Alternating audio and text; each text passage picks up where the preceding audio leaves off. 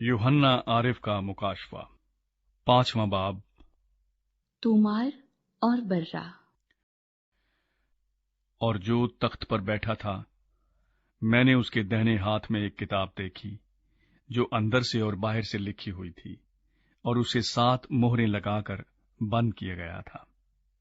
फिर मैंने एक जोरावर फरिश्ते को बुलंद आवाज से ये मुनादी करते देखा कि कौन इस किताब को खोलने और उसकी मोहरें तोड़ने के लायक है। और कोई शख्स आसमान पर या जमीन पर या जमीन के नीचे उस किताब को खोलने या उस पर नजर करने के काबिल ना निकला।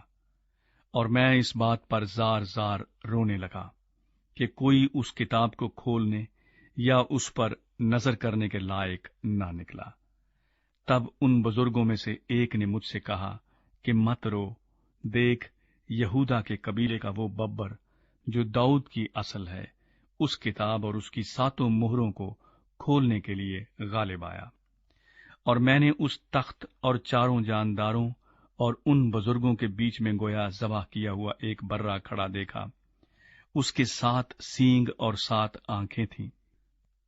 ये खुदा की 7 रूहें हैं जो तमाम रूहें जमीन पर भेजी गई हैं।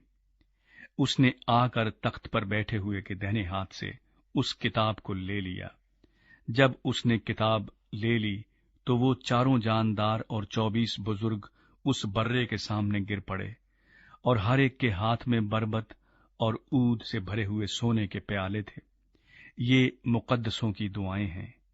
और वो ये नया गीत गाने लगे कि तू ही इस किताब को लेने और उसकी मोहरें खोलने के लायक है, क्योंकि तूने ज़बा होकर अपने खून से हर एक कबीला और अहले जुबान और उम्मत और कौम में से खुदा के वास्ते लोगों को खरीद लिया, और उनको हमारे खुदा के लिए एक बादशाही और काहिन बना दिया, और वो जमीन पर बादशाही करते हैं।